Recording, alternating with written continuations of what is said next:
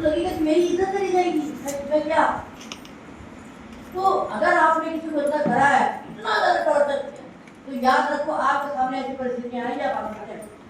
इसीलिए सबसे हमदर्द हो, आपको कोई कितना भी नुकसान कर दे, कितना भी नुकसान कर दे, आप ये आप ज्ञानवान होना, हमारा आप काम है सभी परिस्थितियों को कम करना, सबको सुख पहुंचाना।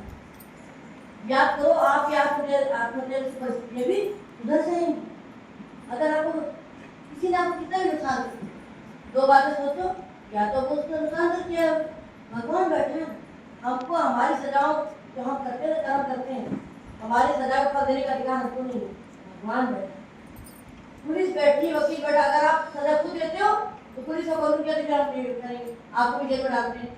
लेकिन अगर एक बैठ गया तो कानून न्याय करता है। और यहाँ का न्याय गलत हो सही हो, लेकिन भगवान का न्याय इसलिए सही होता है, यहाँ के गवाह खरीदे जाते हैं, बेचे जाते हैं, लेकिन हमारा भगवान हर जगह प्रेजेंट है। वो एक एक घटना आपको से देख रहा है, एक एक घटना आपको से देख रहा है, उससे क्या छुपा है, कुछ नहीं छुपा है।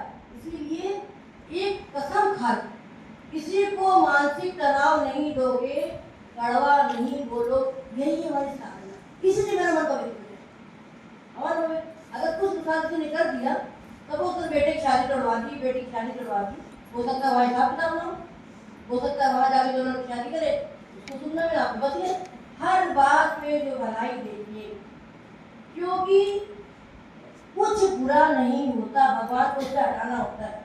क्योंकि बोल रही थी लड़के के पास नौकरी नहीं थी, किसी ने कहा कि ये गाड़ी के तुम ड्राइवर बनो और तुमको इतना पैसा देंगे, 10,000 रुपये देंगे, 30,000 रुपये देंगे, उसकी जरूरत थी, बस इतना समय रोज काम करना, रोज का 20,000 रुपये देंगे। उसके बाद आज से 10-15 साल में 20,000 की वैल्यू होती थी। उसने कहा दीदी से पूछा, आके दीदी से पूछा, अच्छा एक दिन की ये गाड़ी की जगह वहाँ 30,000 रुपये, उसको क्या काम क्या है। उसने बेटा जब तक काम ना बताए ना करना, गलत हो जाए। उसने दीदी को श्रद्धा थी, मान लेगा। उसने पूछा तुम्हें क्या मतलब, पैसे से मतलब नहीं, बोले नहीं, जब तक नहीं बताओ गाड़ी में क्या है, हटो यहाँ से।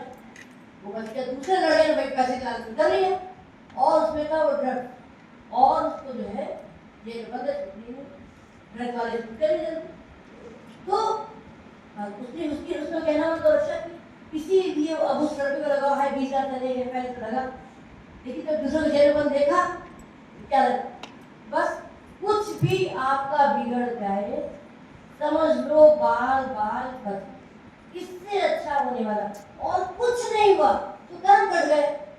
हम पिछले किसी का हाथ छीन के आए थे, पिछले किसी को सता के आए थे, और एक बात इसीलिए कहते हैं, इसीलिए जब भगवान के प्रेम में रहते हैं, एक बात बताओ, जितना कष्ट प्रहलाद को मिला ना, जितना कष्ट प्रहलाद को मिला उतना शायद अपने से किसी को नहीं मिला।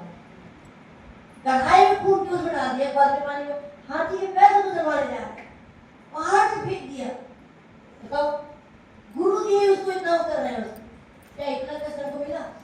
मीराबाई की तरह जहर का डोरा हमारे सामने आया, कितनी निंदा हुई, और हमने तो इतनी भक्ति भी नहीं हुई, उन लोगों ने इतनी भक्ति की तो क्या हाल आया, हमारे सामने इतने कष्ट आएंगे भी।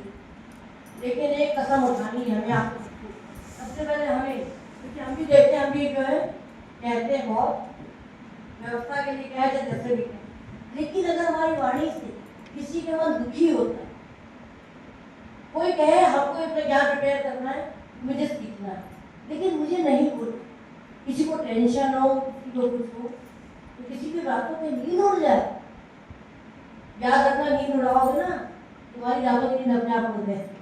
ये भी शायद एक कारण है नींद ना आने का, हम कर्म करके भूल जाते हैं।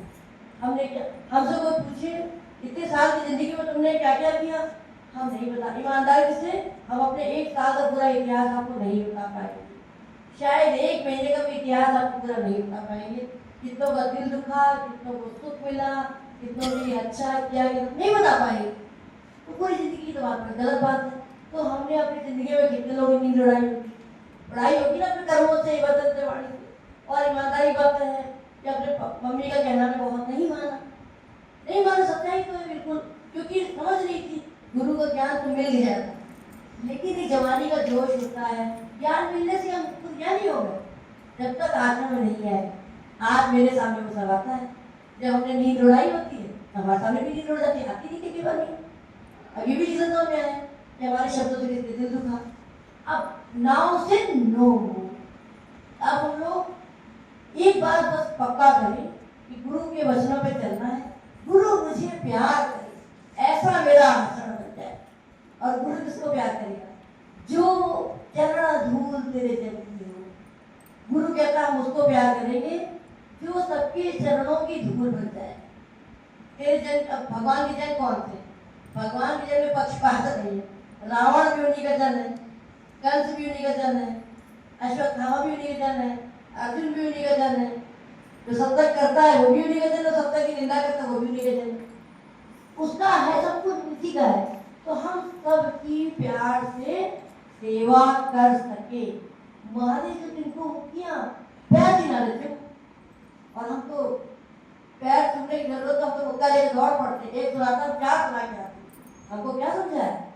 क्या समझाया कि तो भगवान की कृपा से कोसों दूर ये गुरु भी मिला, सत्संग भी मिला, उसके बाद भी तुमने पाया कुछ नहीं। कृपा का पात्र था, लेकिन हमारे आचरण से उसमें इतना बड़ा छेद हो गया, इतना बड़ा छेद हो गया कि हमारी भगवान की कृपा हमको नसीब नहीं हुई। कृपा गुरु करता मगर कृपा पात्र नहीं बन पाते। शेरनी के दूध क्यों फट जाता साधारण लोग? सोने के पात्र में टिकता है, फट जाए।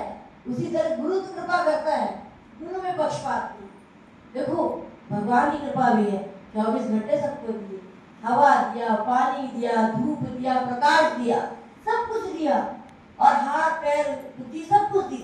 इतनी भगवान की कृपा है, लेकिन कोई उसी को सो के, रो के, खा के, सता के कमा देता है, और कोई उसी 24 घंटे से महान बन जाता है, विवेकानंद बन जाता है, दादा भगवान बन जाता है, रामकृष्ण बन जाता है, नानक बन जाता है।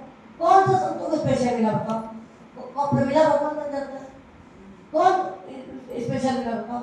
शायद संतों लोग उतना अच्छा खाना भी नहीं खाते, जो मिल जाए ठंडा गरम जैसे भी आप खाते, लेकिन उसको खा के उनके अंदर खून बनता है, और आप अपने घर के खाते हो तो खून जलता है। डॉक्टर ही मना करता है ये ना खाओ, ये ना खाओ, ये ना। तो हमारे ऊपर कृपा बरस रही है। अब आज से उस कृपा को सदुपयोग करें। 1000 की गड्डी लेके आए, कोई 10,000 दिया, जुए में खेला, शराब में डाला, इधर किया, फालतू की शॉपिंग करी, उसने बर्बाद कर दिया, उल्टा पल्टा खाया। किसी ने बोला बहुत अच्छी बात, जब भूख लगती है तो भैया उल्टा पुल्टा खाओ तो भी मेरे पेट भर जाता है। सच बात है, जब भूख लगती है तो उल्टा पुल्टा खा लेते, लेकिन वही उल्टा पुल्टा खाना बाद में अंदर जाके शरीर को नुकसान पहुंचाता है। पहुंचा मोमोज की जो चटनी आप खाते हो, बड़े खुशी खुशी खाते हो, आपको पता है अंदर जाके कितना जलाती है वो। आप स्वाद अंदर कितना जलाती है, याद रखो। जो भगवान ने आंखें बनाई है, बिना हाथ लगाए, अंधेरे कोठरी बनाई, वो डॉक्टर चीर फाड़ करके और बन जाए तो बड़ी बात। कई बार थैली लटकती रहती है, लैट्रिन देखिए कभी कैथेटर लटकता रहता है, नहीं जाते हैं। और यहाँ भगवान ने यूरिन की थैली ऐसी लगाई अंदर, आराम से कपड़े पहन को देखिए कैसे उसकी पैकिंग है। कृपा तो देखो, ये सब चिंतन करो। हम तो ये चिंतन करते हैं उसकी घर में क्या हो रहा है, इसके घर में क्या हो रहा है, मेरे घर में क्या। अरे कचरा यही छूटेगा, चाहे कूड़े का ढेर हो, चाहे बढ़िया सब्जी का ढेर हो, छूटना यही। लेकिन भगवान के घर की बासी रोटी, गुरु के घर की जूठन भी, वो भी हमको काम आता है। हमको भगवान से मिलाने के लिए वो जाती है। संतों की वो होती है तो प्रसादी, उसकी बहुत महिमा है। कल भी मैंने की बात करी, वो जो जिन्होंने भक्तमाल लिखा, नाभादास, अंधे बच्चे थे, माने पिता नहीं थे, माने का कैसे पालेंगे इसको, छोड़ दिए तो राह के किनारे खड़े हुए देख रही, ममता थी लेकिन पाल भी नहीं सकती थी। बच्चा ज्ञानी था, पिछली तरह को संस्कारी था, अंधा बच्चा बैठ गया 5 साल का। संत लोग आए, पहुंचे हुए थे, तो उन्होंने क्या कहा, देखा बच्चे क्यों बैठे हो, कौन है तुम? बोले जो तुम हो बोलिए। बोले तो कोई ज्ञानी बच्चा है बेटा। फिर उन्होंने बात की, बेटा अपने बारे में पूछा, बोला कि मैं अंधा बच्चा हूँ, संतान वाले कौन पालेगा, इसे छोड़ दिया। सब लोग पहुंचे, वो जैसे घर मंडल करने क्या आपको यहाँ गई, अच्छा आ गई, लेके चले गए तो 5 साल के बच्चे, और उसके इतने सारे शिष्य थे उनके, उस बच्चे की तरफ ध्यान ही नहीं दिया उन्होंने। नहीं ध्यान दिया, लेकिन वो बच्चा भी एक ज्ञानी था, एहसान फरामोश नहीं था, आगे बढ़ बढ़ के सेवा करता रहा, कभी सामने आया नहीं। हमें तो लगता है जरा दिन सेवा करें और ये मैंने किया, ये उनको दिखा दे, ये दिखा दे, हमने किया। तो बस एक दिन संत जी बैठे कुटिया में, गुरु के क्रियादास यागदास गुरु कुटिया बैठे, भगवान राधे से ध्यान कर रहे हैं, भगवान भोग लगा रहे हैं, पंखा चल रहे हैं, ऐसे तो भगवान सेवा करें। सबसे कठिन मानसिक पूजा होती है। मानसिक पूजा, शारीरिक पूजा में तो मन भागा रहता है, हाथ से करता है, मानसिक पूजा मन से करने की शरीर ऐसे बैठा रहता है और पूजा कर भगवान को भोग लगा रहे हैं ऐसे।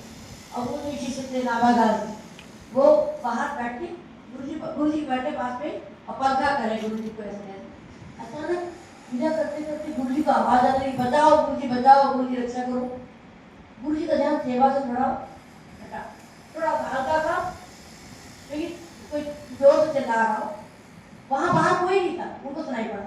जो नाभादास जी पंखा कर रहे थे, उन्होंने पंखे को ऐसे कर दिया, हल्का था। बोले गुरु जी आप पूजा करिए तो ठीक हो गया। गुरु जी पूजा करने लगे।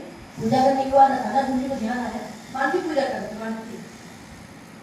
अरे ये कौन बोला? गुरु जी ये कौन बोला?